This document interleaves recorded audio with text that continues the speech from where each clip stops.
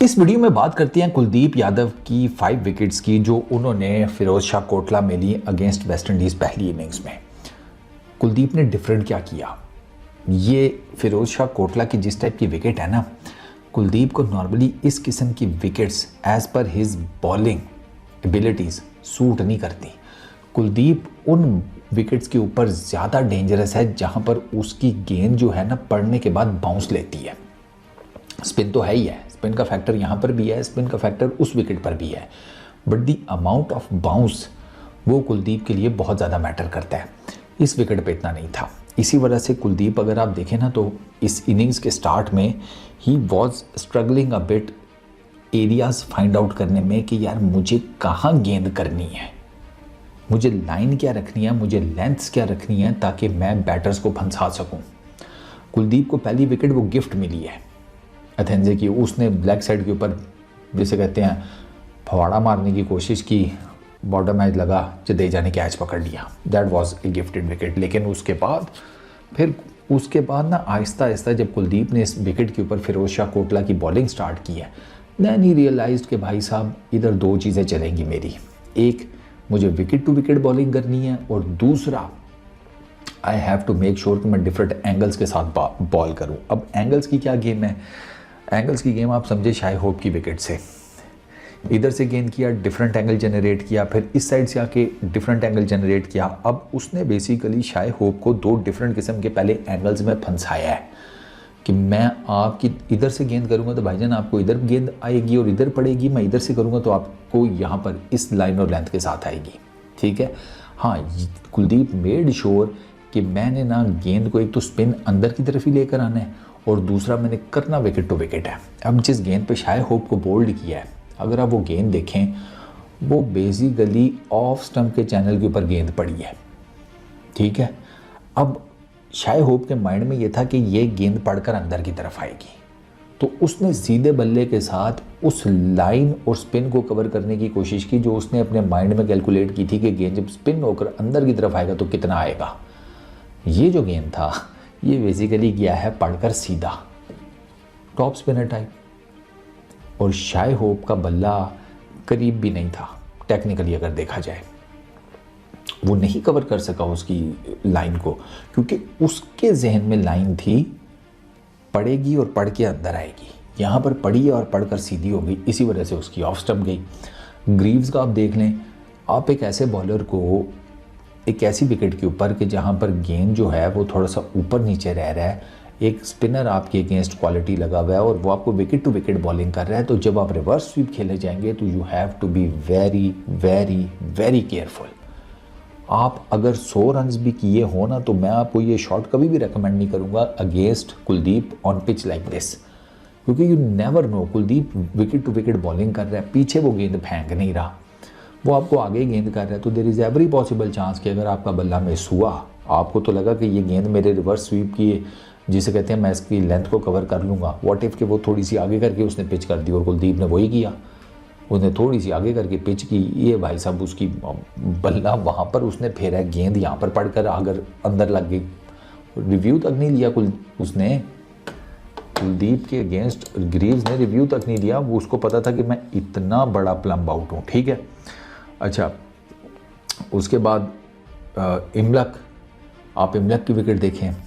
इमलक की विकेट में क्या है कि अब उसको समझने के लिए ना, इमलक की विकेट वो आपको ये जो गेंद के ऊपर कुलदीप रोटेशन डालता है ना, उसको समझना पड़ेगा। ठीक है, कुलदीप का ये चक्कर है कि वो ना दो तरह की रोटेशंस डालता है। एक तो ये बहुत तेज़ी के साथ, उसकी गेंद आप देखेंगे बहुत तेज़ी से ना यूं होगी, उसमें उसकी रोटेशन ज़्यादा होती है। ठीक है, लेकिन दैट सेम कुलदीप कई दफ़ा आप देखेंगे कि वो जब गेंद को फेंकता है तो उसकी ये रोटेशन आपको कम नज़र आती है, इन अभी आपको लगेगा कि स्लो सी हो रही है। दैट इज़ वेयर बेसिकली वो पेस और स्पिन की वेरिएशन डालता है। इमलाक को उसने इस पे पकड़ा है। ये गेंद उसका टेक्निकली अगर आप देखें तो इसकी लेंथ भी उसने थोड़ी सी पीछे करके रखी। ठीक है, क्योंकि उसने थोड़ी पीछे करके रखी तभी तो ये भाई साहब इसको लगा कि मैं बैकफुट पे जाके इजीली उसको मैनेज कर लूँगा। बट द थिंग इज़ कि बात वही है कि ये जो अमाउंट ऑफ स्पिन थी वो उसको कैटर नहीं कर सका। इसको ये लगा कि शायद गेंद इतना उठ के आ जाएगा कि मैं इजीली उसको मैनेज कर लूँगा, गेंद इतना उठकर आया नहीं।